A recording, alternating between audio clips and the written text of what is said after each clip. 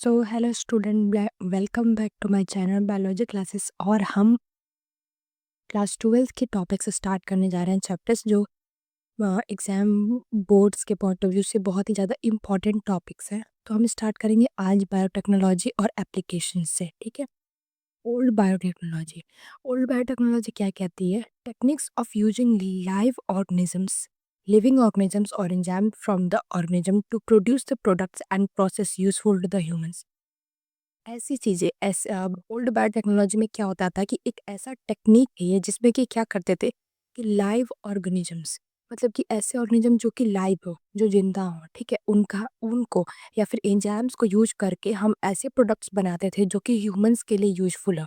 तो ये old biotechnology में हम ये कर देते हैं। टुडे बायोटेक्नोलॉजी क्या हो गया है? In vitro fertilisation leading to a test tube baby synthesizing of a gene and using it, developing a DNA vaccine और correcting a defective gene are all part of the biotechnology। तो ये today की biotechnology, मतलब आज की biotechnology में हम क्या देख रहे हैं कि इन विट्रो फर्टिलाइजेशन हो रहा है, जिसकी वजह से क्या हो रहा है, टेस्ट ट्यूब बेबी का फॉर्मेशन हो रहा है, जो कि बहुत ही ज़्यादा यूजफुल है।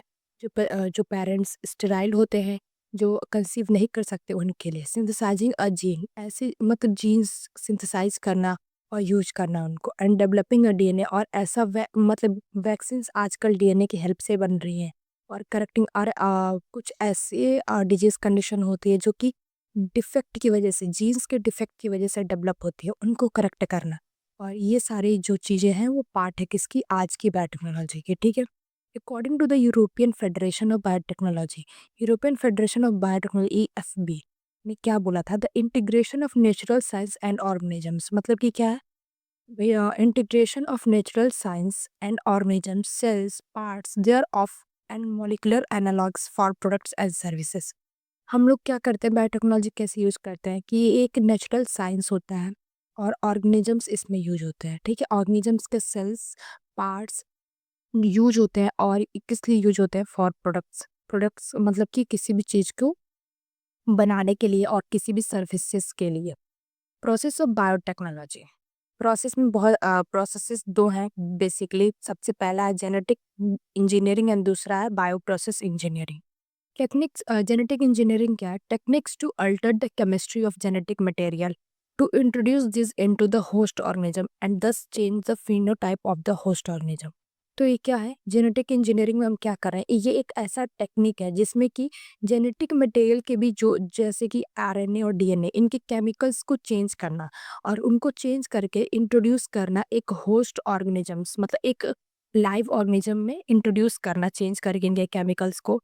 और इसकी वजह से क्या हो रहा है कि पूरा फिनोटाइप जो होस्ट का है वो पूरा चेंज हो रहा है, पूरा फिजिकल फीचर्स सब कुछ चेंज हो रहा है, ठीक है।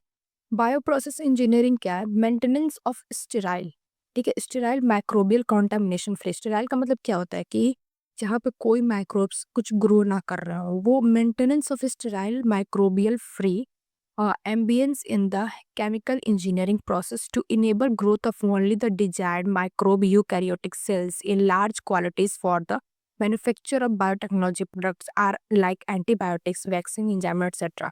तो अब इसमें हम क्या कर रहे हैं, बायोप्रोसेस इंजीनियरिंग में इसमें हम क्या कर रहे हैं, एक स्टेराइल टेक्निक का यूज कर रहे हैं जिसमें कि माइक्रोब्स नहीं अवेलेबल है। और ये केमिकल इंजीनियरिंग होती है बिल्कुल। इसमें क्या करते हैं कि यूजफुल प्रोडक्ट्स, यूजफुल माइक्रोब्स और यूकैरियोटिक सेल्स का ग्रोथ कराते हैं। इसको ये हेल्पफुल होता है किसमें? एंटीबायोटिक्स और वैक्सीन्स की प्रोडक्शन में। You probably associate the advantage of the sexual reproduction over sexual reproduction. तो हम देख सकते हैं जैसे कि एडवांटेज क्या क्या, मतलब सेक्सुअल रिप्रोडक्शन में बहुत सारे एडवांटेजेस होते हैं ओवर एसेक्सुअल रिप्रोडक्शन। तो आगे क्या है वो बता रहे। Asexual reproduction preserves the genetic information while sexual reproduction permits variation. मतलब कि सेक्सुअल रिप्रोडक्शन जो होता है उसमें क्या होता है कि हम जितना, मतलब जो भी प्लांट्स होते हैं, मतलब वो सेक्सुअल रिप्रोडक्शन करता है, वो क्या करते हैं, अपना प्रिजर्व करते हैं जेनेटिक इन्फॉर्मेशन, वो नेक्स्ट प्रोजेनी में ट्रांसफर नहीं कर पाते हैं।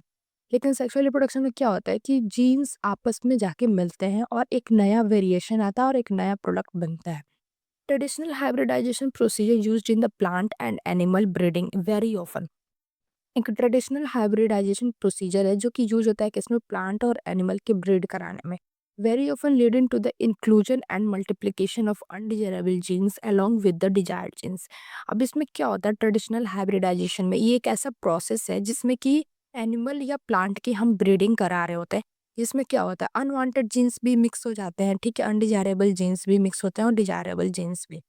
The techniques of genetic engineering which including the creation of recombinant DNA। अब इसमें क्या हो रहा है कि एक ऐसा टेक्निक है जेनेटिक इंजीनियरिंग का, ठीक है, जिसमें कि क्या हो रहा है कि which include the creation of recombinant DNA, मतलब कि दो जीन मिलके एक रिकम्बिनेंट डीएनए बना रहा है। तो use of gene cloning, gene की क्लोनिंग का यूज होता है, जीन ट्रांसफर होते हैं आपस में and overcome overcome this limitation, अपने लिमिटेशन को ओवरकम करते हैं and allows us to isolate and isolate करने के लिए अलाउ करते हैं and introduce only one or a set of desirable genes without introducing undesirable into the target organism. मतलब इसमें हम लोग क्या कर रहे हैं कि एक लिमिटेशन हो रहा है जो कि मतलब हम इस मतलब ये पूरी सेंटेंस का मतलब ये है कि हम एक ये एक टेक्निक है ऐसा जेनेटिक इंजीनियरिंग जिसमें कि इंक्लूड क्या हो रहा है रिकम्बिनेंट डीएनएज यूज हो रहे हैं, जीन क्लोनिंग यूज कर रहे हैं, जीन ट्रांसफर कर रहे हैं आपस में, जिसकी वजह से हम लोग क्या कर रहे हैं कि अनडिजायरेबल जीन जो होती है उसको हटा रहे हैं और डिजायरेबल जीन को हम लोग आइसोलेट करके टारगेट ऑर्गेनिजम्स में हम लोग इंट्रोड्यूस करा रहे हैं, ठीक है, यही है। जीन क्लोनिंग क्या होता है, जैसे मान लो कि एक पूरा बैक्टीरिया है, ठीक है, बैक्टीरिया में क्या होता है प्लाज्मिड होता है, प्लाज्मिड होता है और क्या होता है बैक्टीरियल सेल्स होते हैं, सॉरी क्रोमोसोम्स होती है।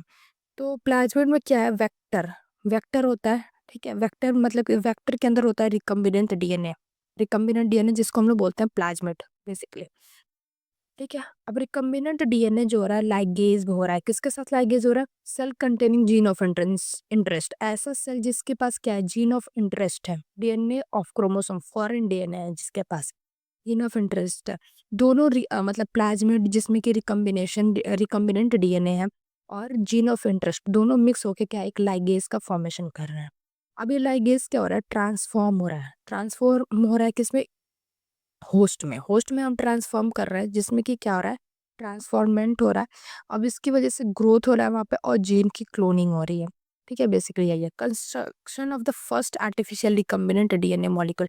पहले डीएनए मॉलिक्यूल कौन सा बना था रिकम्बिनेंट डीएनए मॉलिक्यूल, स्टैनली और कोहेल ने बनाया था, स्टैनली कोहेल एंड हर्बर्ट बोयर एकम्पलिस्ड इन 1972। 1972 में उन्होंने पूरा डीएनए का मॉलिक्यूल बनाया था, स्टैनली कोहेल और हार्वर्ड बेर, किसमें कब बनाया था 1972 में।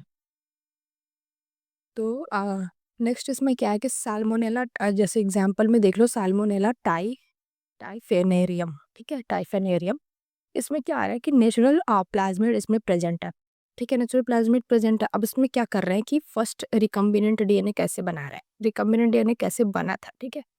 अब इसमें पहला तो हम साल्मोनेला टाइफेनियम से एक नेटिव प्लाज्मिड ले रहे हैं, नेटिव प्लाज्मिड लेने के बाद से एक आइसोलेट कर रहे हैं, उसको आइसोलेट करने के बाद से उसमें क्या हम इंट्रोड्यूस कर रहे हैं एंटीबायोटिक रेजिस्टेंस जीन, एक ऐसा जीन जो कि एंटीबायोटिक रेजिस्टेंस है और उसमें क्या एंटर कर रहा है R enzyme plus DNA ligase, ठीक है, मॉलिक्यूलर ग्लू की तरह वर्क करता है ना डीएनए लाइगेज, तो उसको भी इंट्रोड्यूस करा रहे हैं। क्या क्या इंट्रोड्यूस करा रहे हैं, सबसे पहले तो नेटिव प्लाज्मिड, फिर एंटीबायोटिक रेजिस्टेंस जीन, फिर आर एंजाइम डीएनए लाइगेज जो कि मॉलिक्यूलर ग्लू की तरह वर्क कर रहा है। अब उसके बाद इसका ट्रांसफॉर्मेशन हो रहा है, ये जो प्रोडक्ट है इसका ट्रांसफॉर्मेशन हो रहा है और ई कोलाई के अंदर, ठीक है, ई कोलाई के अंदर जिसकी वजह से जो ई कोलाई वो ड्रग रेजिस्टेंस ई कोलाई हो जा रहा है, ठीक है, ये पूरा ट्रांसफॉर्मेंट बन जा रहा है। Next you can have inferred that there are three basic steps in generally modifying an organism। एक ऑर्गेनिज्म को मॉडिफाई करने के लिए हम क्या क्या थ्री स्टेप्स करते हैं वो देखो। सबसे पहले आइडेंटिफिकेशन करेंगे डीएनए का कि किस डिजायरेबल जीन से हम लोग को डीएनए लेना है, फिर introduction of identified DNA into the host, और उसकी वजह से हम क्या करेंगे होस्ट में वो जो आइडेंटिफाइड डीएनए उसको हम लोग क्या करेंगे इंट्रोड्यूस कराएंगे। Maintenance of introduced DNA in the host, उसके वजह से हम लोग क्या करेंगे मेंटेनेंस करेंगे, उसको मेंटेन करेंगे पूरा इंट्रोड्यूस्ड डीएनए को होस्ट में और transfer of the DNA to the progeny, उसका वजह से वो जो डीएनए होगा उसको प्रोजेनी में ट्रांसफर करेंगे। सबसे पहले क्या करेंगे एक डिजायरेबल जो डीएनए डिजायरेबल जीन से उससे डीएनए को आइडेंटिफाई करेंगे, ठीक है, पहला स्टेप आइडेंटिफाई करने के बाद से क्या करेंगे, उसको होस्ट में इंट्रोड्यूस कराएंगे, फिर उसको इंट्रोड्यूस कराने के बाद से उसका मेंटेनेंस कराएंगे इन द होस्ट, और उसके बाद से उससे प्रोजेनी का फॉर्मेशन कराएंगे। ये पूरा हो गया tools of recombinant DNA technology. अब टूल्स क्या क्या हैं, कैसे हम लोग डीएनए रिकम्बिनेंट डीएनए बनाते हैं। तो डीएनए मैनिपुलेटिंग एंजाइम्स होती हैं, जैसे कि रिस्ट्रिक्शन एंजाइम जो कि मॉलिक्यूलर सीजर की तरह वर्क करती है, polymerase enzyme, type 1 DNA polymerase, ठीक है, टाइप 1 यूज होती है। लाइगेज मॉलिक्यूलर ग्लू की तरफ वर्क करती है, जैसे अभी यूज किया था isolate from TY bacteria phase, TY ligase बोलते हैं उसको। वेक्टर्स, वेक्टर्स के लिए यूज होते हैं मॉलिक्यूलर व्हीकल्स और होस्ट ऑर्गेनिज्म, ये तीन चार चीज़ें यूज होती हैं, ये हम यूज करेंगे, ठीक है, ये बनाने के लिए क्या, एक डीएनए और रिकम्बिनेंट डीएनए को। अब एक एक करके देखेंगे कि क्या होता है। रेस्ट्रिक्शंस एंजाइम क्या होती है, रेस्ट्रिक्शन एंजाइम को हम मॉलिक्यूलर सीजर्स भी बोलते हैं। मॉलिक्यूलर सीजर्स का मतलब क्या, वो कट करने के लिए हेल्पफुल होती है। In the year 1963 the two enzymes responsible for restricting the growth of the bacteriophage in Escherichia coli were isolated. One of these added methyl groups to DNA methylase while the other cut DNA. ठीक है, the latter was called as the restriction endonuclease. तो क्या हुआ था कि 1963 में दो enzyme को आइसोलेट किया गया था, जो कि एस्चेरिया कोलाई में बैक्टीरियोफेज की ग्रोथ को इनहिबिट कर रहे थे, ठीक है। तो उनको आइसोलेट किया गया जब 1963 में। तो एक जो था वो मिथाइल ग्रुप का था, ठीक है, तो वो मिथाइलेज बना रहा था डीएनए में मिथाइलेज को ऐड कर रहा था, तो एक मिथाइल ग्रुप का था। और एक जो था वो क्या कर रहा था, कट करने में हेल्प कर रहा था, किसका, डीएनए को कट करने में। तो the latter was called restriction endonuclease, इसको हम लोग रिस्ट्रिक्शन एंडोन्यूक्लियस के नाम इसको दिया गया था, ठीक है। ये पूरा प्रोसेस हो गया, देखो ये जैसे मिथाई ई कोलाई है, ठीक है, ई कोलाई हो गया ये बेसिकली। और इसमें non viral genome means non methylate group है, ठीक है। अब इसमें मिथाइलेज ऐड हुआ, ठीक है, बैक्टीरियोफेज है ना ये, तो मिथाइलेज ऐड हुआ, रेस्ट्रिक्शन एंडोन्यूक्लियोटाइड है। मिथाइलेज क्या करता है, methylation of self DNA, methylation करता है, मिथाइल ऐड करता है सेल्फ डीएनए को, और और रेस्ट्रिक्शन एंडोन्यूक्लियोज जब ऐड हुआ तो उसने क्या किया, cut the non methylated viral DNA, और नॉन मिथाइलेटेड जो कि वायरल डीएनए है, जो कि वहाँ से बैक्टीरियोफेज का, उसको कट करके हटा देता है। Restriction enzyme belongs to a larger classes of enzymes called the nucleases. There are two kinds. मतलब कि इसमें क्या होता है कि रेस्ट्रिक्शन एंजाइम जो होता है वो एक बहुत ही बड़ा लार्जर ग्रुप है, किसका, न्यूक्लियस का, ठीक है, न्यूक्लियस का लार्जर ग्रुप है। और इसमें दो एंजाइम्स होते हैं, उसको न्यूक्लियस बोलते हैं, और ये दो टाइप का होता है, एक्सोन्यूक्लियस एंड एंडोन्यूक्लियस, ठीक है। नेक्स्ट टाइप 1 एंड टाइप 2, ठीक है, एनानोफ्लेज एक्सोन्यूक्लियस। अब देखो अर्बर क्या थे, मतलब उन्होंने क्या किया था, सबसे पहले तो टाइप 1 को अर्बर ने इंट्रोड्यूस किया था रिकॉग्नाइजेशन के लिए, मिथाइलेशन के लिए, कट करने के लिए डीएनए को, और रिक्वायर्ड एटीपी फॉर एंड एनजी2 प्लस में रिक्वायरमेंट होती है। अब दूसरा टाइप 2 हैमिल्टन स्मिथ ने दिया था, ठीक है, used in the biotechnologies, recognisation cut करने के लिए, cut the restricted site of DNA, only require एमजी2 प्लस, ठीक है। द फर्स्ट एंडोन्यूक्लियस, पहला एंडोन्यूक्लियस जो था वो कौन सा था, हिंद टू, इसको याद रखना इंपॉर्टेंट है। पहला जो था वो कौन सा था, Hind two endonuclease, whose functioning depend on a specific DNA nucleotide, जिसकी फंक्शनिंग किस पर डिपेंडेंट थी, एक स्पेसिफिक डीएनए न्यूक्लियोटाइड पर डिपेंड थी। सीक्वेंस वाज आइसोलेटेड, सीक्वेंस को आइसोलेट किया गया, हैमिल्टन स्मिथ ने किया था, एंड करेक्टराइज्ड 5 years लेटर, और उसको 5 years लेटर उसको करेक्टराइज किया गया। The first endonuclease HindII whose functioning depend on the specific DNA nucleotide sequence was isolated by the Hamilton Smith and characterized 5 years later, ठीक है। It was found that Hind2 always cut DNA molecules at a particular point by recognition a specific sequence of the 6 base pair। अब ये क्या find out किया गया कि Hind2 जो है वो एक स्पेसिफिक साइट पे कट लगाता है, एक स्पेसिफिक बेस पेयर पे वो कट लगाता है, जो कि 6 base pair, ठीक है। This specific base sequence is known as the recognition sequence for HindII. तो ये स्पेसिफिक बेस सीक्वेंस जहाँ पे हिंदटू कट लगाता है उसको बोलते हैं रिकॉग्निशन सीक्वेंस फॉर द हिंदटू, ठीक है, 6 बेस पेयर पे लगाता है, ठीक है।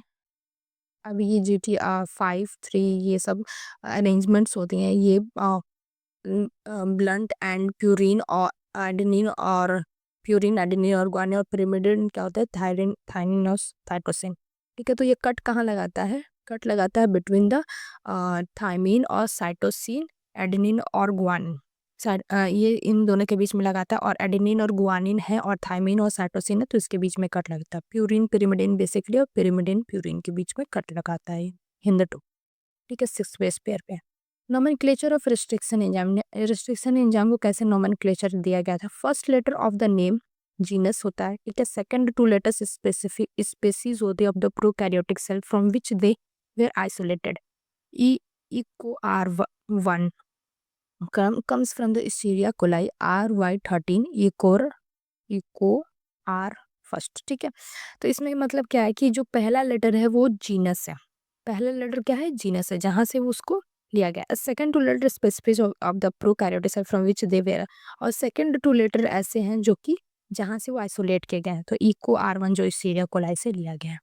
E in Eco R first the letter R is derived from the name of strain, जो स्ट्रेन जिस स्ट्रेन से लिया गया उसका आर वही मतलब है name of strain. And Roman numbers order in which the enzymes were isolate, और रोमन नंबर्स एक ऐसा ऑर्डर है जहाँ से एंजाइम आइसोलेट किया from that strain of the bacteria, मतलब किस स्ट्रेन ऑफ बैक्टीरिया से आइसोलेट किया गया। जैसे कि ये देखो हिंद टू का एग्जाम्पल देख लेते हैं। H is for the Haemophilus influenza, ठीक है, हीमोफिलस इन्फ्लुएंजा ये हो गया तुम्हारा ऑर्गेनिज्म। स्ट्रेन हो गया डी, और ऑर्डर ऑफ आइसोलेशन सेकंड, ठीक है। हिंद टू बेसिकली क्या होता है कि Hind two today we know more than 900 restrictions enzymes that have been isolated from about 230 strains of the bacteria, each of which recognize different recognition sequence। तो इसमें क्या है कि हिंद टू जो है वो हिंद टू के अलावा और भी बहुत सारे रिस्ट्रिक्शन एंजाइम्स को आइसोलेट किया गया, जहाँ जो कि एक उनका मतलब 230 बेसिकली आइसोलेट किया गया। उनका एक स्पेसिफिक पॉइंट है जहाँ पे वो कट लगाएंगे, तो वो उसको हम लोग बोलेंगे रिकॉग्निशन सीक्वेंस सबका अलग अलग है। फिर आता है palindromic sequence, 4 to 8 base pair में पैलिंड्रोमिक सीक्वेंस होता है। Each restriction endonuclease recognise a specific palindromic nucleotide sequence, मतलब कि हर एक एंडोन्यूक्लियस क्या कर रहा है कि डीएनए के अंदर एक स्पेसिफिक साइट पे कट लगा रहा है, तो उसको बोलेंगे पैलिंड्रोमिक न्यूक्लियोटाइड्स, ठीक है। जैसे एग्जांपल ले लेते हैं मलयालम का, ठीक है। Eco R first and same first, मतलब दोनों तरफ से ये सिमिलर है। मलयालम जो है दोनों तरफ से, इधर से भी मलयालम इधर से भी मलयालम, अगर हम इसको प्रोनाउंस करेंगे तो ये कट लगाया था तो कुछ ज़्यादा इफेक्ट नहीं होता है। When cut by the same restriction enzyme the resultant DNA fragments have the same kind of sticky ends. अगर सेम रिस्ट्रिक्शन एंजाइम से हम लोग कट कर रहे हैं, सेम रिस्ट्रिक्शन एंजाइम से कट कर रहे हैं, तो जो रिजल्टेंट डीएनए है उसके पास सेम काइंड ऑफ क्या आ रहा है? Sticky ends. This can be join together, इसको हम लोग जॉइन कर सकते हैं एंड टू एंड, और किसका यूज करके? डीएनए लाइगेज का। क्लोनिंग वेक्टर्स क्या होता है? You have that plasmid and bacteriophages, मतलब you know that plasmid and bacteriophages have the ability to replicate within the bacterial cells and independent of the control of the chromosomal DNA. तो हम लोग क्या जानते हैं कि जो plasmid और बैक्टीरियोफेजेस होते हैं वो क्या करते हैं? अफेक्ट करते हैं बैक्टीरियल सेल्स को, और वहाँ पर रेप्लिकेट करते हैं, ग्रोथ करते हैं, और उनमें डिजीज कंडीशन कॉज करते हैं। Bacteriophage, because of their high number within the bacterial cells, some plasmids may have 15 to 100 copies per cell। मतलब क्या होता है कि जो बैक्टीरियोफेज होते हैं उनमें वो हाई नंबर में होते हैं बैक्टीरियल सेल में, और कुछ प्लाज्मिड्स जो होते हैं वो 15 से 100 कॉपीज पर सेल में प्रेजेंट होते हैं। If we are able to link an align piece of the DNA with the bacteriophage or plasmid DNA, we can multiply its numbers equal to the copy number of the plasmid or bacteriophage। तो हम एक DNA molecule है, ठीक है, DNA molecule को अगर हम लोग बैक्टीरियोफेज या फिर प्लाज्मिड से हम लोग ज्वाइन कर देते हैं तो वो मल्टीप्लाई कितना होता है? जितना ही प्लाज्मिड के कॉपी नंबर या बैक्टीरियोफेज के कॉपी नंबर होते हैं उतना ही वो मल्टीप्लाई हो जाता है। Factors used at the present are an engineered in such a way that they help easy linking to of foreign DNA and selection of the recombinants from non-recombinants। तो vectors ऐसे यूज हो रहे हैं at present कि ऐसे engineer किया जा रहा है कि इस वे में कि वो इजी लिंकिंग आसानी से हो जा रही है फॉरेन डीएनए से, और सिलेक्शन आसानी से हो जा रही है रिकॉम्बिनेंट फ्रॉम रिकॉम्बिनेंट से हम लोग नॉन रिकॉम्बिनेंट से रिकॉम्बिनेंट आसानी से सेलेक्ट कर सकते हैं। नेक्स्ट फर्दर टॉपिक्स हम लोग आगे डिस्कस करेंगे, and if you have any doubts do let me in the comment section, and please like share and subscribe to my channel. Thank you.